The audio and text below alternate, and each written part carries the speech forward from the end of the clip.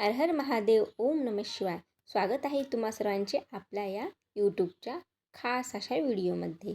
तर श्रावण महिना हा लवकरच सुरू होणार आहे. म्हणजेच येत्या 13 ऑगस्टपासून श्रावण महिना सुरू होत आहे आणि 11 सप्टेंबरपर्यंत हा श्रावण महिना राहणार आहे. आता या श्रावण महिन्यामध्ये आपल्याला काही खास गोष्टी करायच्या असतात, काही खास सेवा करायच्या असतात, महादेवांची पूजा करायची असते. महादेवांना समर्पित हा श्रावण महिना मानला जातो. तसेच चातुर्मास देखील सुरू झालेला असल्यामुळे आपल्याला या संपूर्ण श्रावणामध्ये काही व्रतवैकल्य करायचे असतात, काही पारायणे करायचे असतात. त्याचबरोबर आपण काही विशिष्ट असे ग्रंथाचे पठण देखील या महिन्यामध्ये करायलाच हवे. तर जर आपण या संपूर्ण श्रावण महिन्यामध्ये देवी देवतांची नामस्मरण केले, त्यांचे पारायण केले किंवा ग्रंथ वाचन केले किंवा मग स्तोत्र पठण केले तर नक्कीच त्याचे फळ आपल्याला लवकरात लवकर पाहायला मिळते. म्हणजेच आपल्या आयुष्यामध्ये जे काही आर्थिक अडचणी येत असतात किंवा मग काही नकारात्मक गोष्टी घडत असतात, तर कुठे ना कुठे सकारात्मकता आपल्या आयुष्यामध्ये येण्यासाठी संपूर्ण श्रावण महिना आपल्याला काही खास गोष्टी ह्या करायलाच हव्यात. आता घरातील मुख्य स्त्रियांनीच नाही तर पुरुष देखील ही गोष्टी करू शकतात. या प्रकारचे ग्रंथाचे पठण करू शकतात, त्यानंतर देवाची पूजा करू शकतात. या व्हिडिओमध्ये मी तुम्हाला अशी काही खास कामे म्हणजे काही खास गोष्टी सांगणार आहे, ज्या केल्याने तुमच्या आयुष्यामध्ये सर्व काही मंगलमय घडायला सुरुवात होईल, तसेच सकारात्मक गोष्टी घडायला देखील सुरुवात होईल.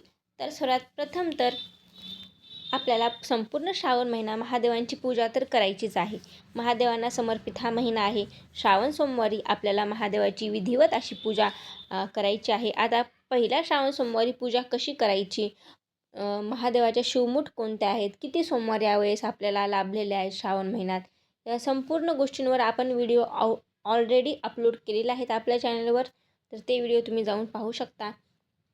तसेच या श्रावण महिन्यामध्ये आपल्याला 4 सोमवार लाभलेले आहेत आणि 4ही सोमवारी आपल्याला शिवमुठ्या विशेषतः अर्पण करायच्या असतात. तर त्या किती वेळा अर्पण करायच्या हे देखील मी व्हिडिओमध्ये सांगितलेलं आहे. तुम्ही तो व्हिडिओ जाऊन पाहू शकता. त्यानंतर सर्वात प्रथम काम जर तुम्हाला काही करायचे असेल तर आपल्या घराची स्वच्छता करायची आहे. घरामध्ये नकारात्मकता ही फक्त आणि फक्त घरामध्ये जे काही बंद वस्तू पडलेल्या असतात त्यामुळेच होते. त्यामुळे आपल्याला घराची स्वच्छता करायची आहे. घरामध्ये ज्या वस्तू उपयोगात नाहीत त्या आपल्या घराच्या बाहेर काढायच्या आहेत. घरातील जाळे जळमटे काढायचे आहेत. घरातील परिसर स्वच्छ ठेवायचा आहे.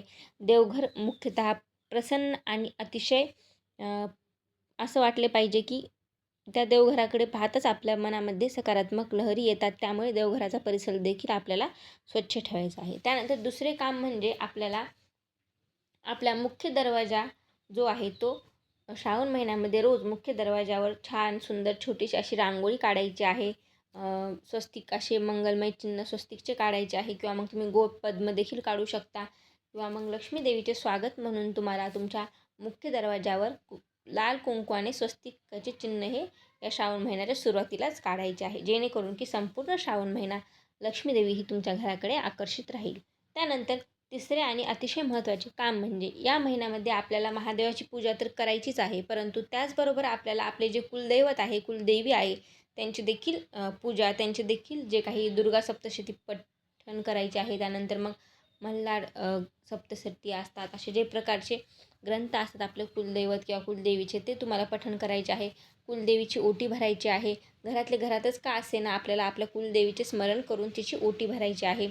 त्यानंतर सर्वात महत्त्वाचे आणि अगदी सहज होणारे काम जे की कोणीही करू शकतं, ते म्हणजे आपल्याला रोज संपूर्ण श्रावण महिना तुळशी मातेला अर्घ्य द्यायचे आहे. म्हणजे तुळशीचे पूजन हे रोज आपल्याला संपूर्ण श्रावण महिना करायचं आहे. कारण चातुर्मास सुरू झालेला आहे. विष्णुदेवाची अतिशय प्रिय अशी तुळशी माता, तिचे पूजन नक्कीच व्हायला हवे. त्यामुळे संपूर्ण श्रावण महिना तरी किमान आपल्याला तुळशी मातेला पाणी अर्पण करायचे आहे, तिचे पूजन हे करायचे आहे. त्यानंतर 5वे आणि अतिशय महत्त्वाचे काम ते म्हणजे आपल्याला या संपूर्ण श्रावण महिन्यामध्ये घरामध्ये अतिशय शांतता राखायची आहे. घरात वादविवाद होणार नाहीत, कोणासोबत आपण भांडण नाही करायचे, आपल्या मनामध्ये कोणाविषयी वाईट विचार येणार नाहीत.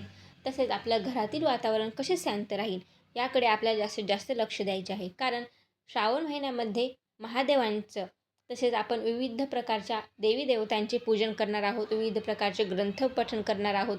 त्यामुळे जर आपल्याला त्या सर्व पूजेचे किंवा त्या ग्रंथ पठण करण्याचे फळ मिळावे असे वाटत असेल तर आपल्या घरातील वातावरण शांत असणे खूप गरजेचे आहे. जर घरात वातावरण शांत असेल तरच संपूर्ण आयुष्यभर आपल्याला शांतताही लाभेल, तसेच सकारात्मक गोष्टी घडायला सुरुवात होतील. जर तुम्ही या संपूर्ण श्रावण महिनाभर जर तुम्हाला उंबरठ्यावर हळदीचे लेपन करणे शक्य असेल, तर तुम्ही संपूर्ण श्रावण महिना आपल्या घराच्या उंबरठ्यावर हळदीचे लेपन करा. त्यावर सुंदर असे स्वस्तिक चिन्ह काढा, गोपद्म काढा. तुम्हाला शक्य असेल त्या प्रकारे तुम्ही देवी देवतांचे नाव त्या रांगोळीवर काढावे किंवा मग तुळशीसमोर छान सुंदर रांगोळी काढा. जितके होईल तितके घरातील वातावरण प्रसन्न ठेवण्याचा प्रयत्न करा. जर तुमच्या घरातील वातावरण प्रसन्न असेल तर तुमचं मन प्रसन्न राहील.